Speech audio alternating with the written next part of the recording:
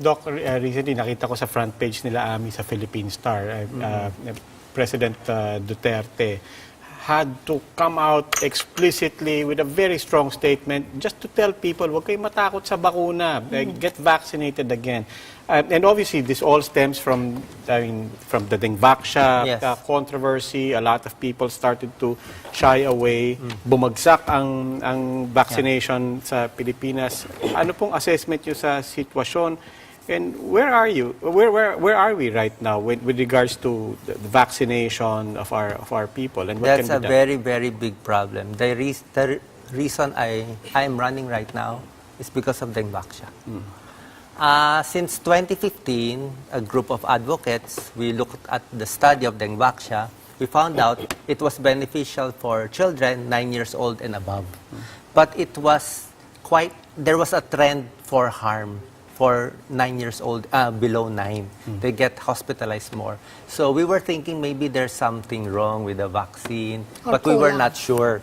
But of course, the drug company will say this is safe, and the DOH followed the drug company's advice with the help of other doctors. After 2 years, November 2017, it turned out that the vaccine is can cause harm to those who are seronegative, to those who did not never had dengue. So simple lang yung issue. Let's say 1 million kids were vaccinated.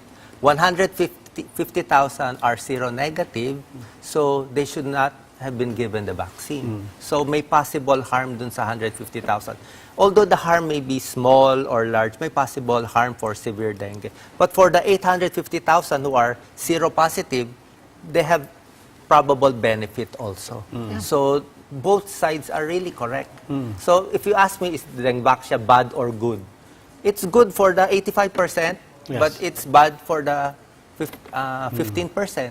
And in other countries, they are now approving it only for the seropositive. Yes. Only in the Philippines did we give them to Yes, pero Doc, this is where you would agree, this is where it becomes complicated for a doctor, a public health advocate on the one hand, entering politics. Once you're in the realm of the Senate, then it becomes, the issue is not that simple. You would agree. I mean, there were two issues here, as far as I could appreciate. One was the efficacy, the side effects, the plus and minuses of Sanofi's product. That's one.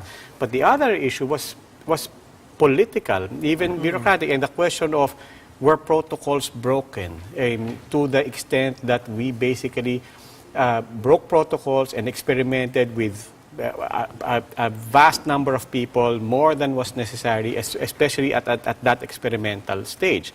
How would you see it, not as a doctor, but as a senator, looking into this? If you were part of that Senate inquiry on this side, on the senator's side, would you agree that, I mean, you would look at it not just from the health benefits or downsides, but also on the protocol side? Yes, of course. I have to look at the evidence. But I just feel if I were a senator in 2015, I don't think it would have been approved. Because as private doctors, we tried to stop it, but we had no voice. I tried to post it on Facebook, and after a few days, my Facebook account will be hacked continuously. Really? And I'm not sure why. So we have no power. But was there a warning on Dengvaxia before it was administered? You were warning, you're saying? There was a trend for harm. Yep. But we were not sure if it's going to turn out to be harmful or not. What do you mean by we? You're referring to we? Who's we? There were a few health advocates who wrote the DOH and asking the DOH to stop the administration or just do it in a smaller scale. Maybe This was when? 2015. This was still the time of Janet That was Garin. quite early. Yes. So you were doctors, not health advocates who were doctors. You're referring to doctors. But there were also groups of doctors who agreed that Dengvaxia can be given because of the assurance of the drug company. So parang gamble siya eh. Parang gamble siya. But the problem, we're the first country in the world to give it to 1 million. Why be the first one to use? May rule kami sa medicine, don't be the first one to use a new drug. because you don't know the side effects. Did you offer the warning or you were consulted? No, were we just offered the Oh, warning. you offered the warning. Based To on the DOH. study. Yes, based on the study. Who conducted the study? Imported. New England Journal of Medicine. New England. Okay, who commissioned the study? I think it's a very good study and it's balanced if it's Yeah. reported in New England.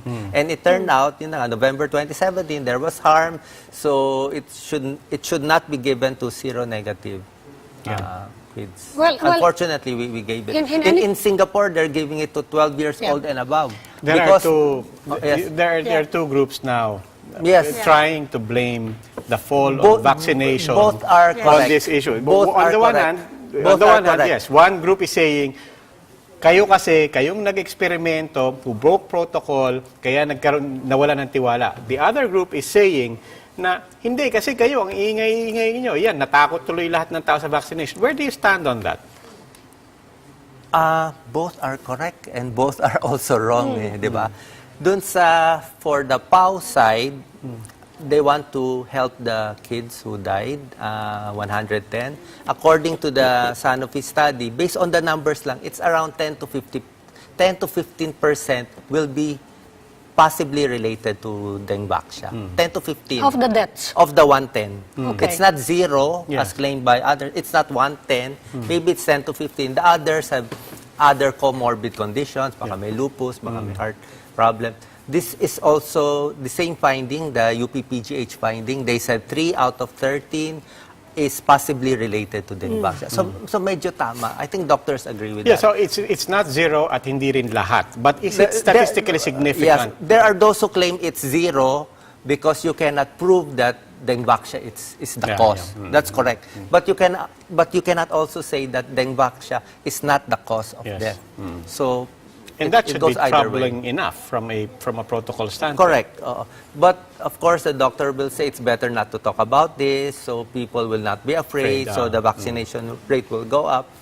On the POW side, they just want to help the 110 families to get a court case, and I think they will get 3 to 4 million pesos per family.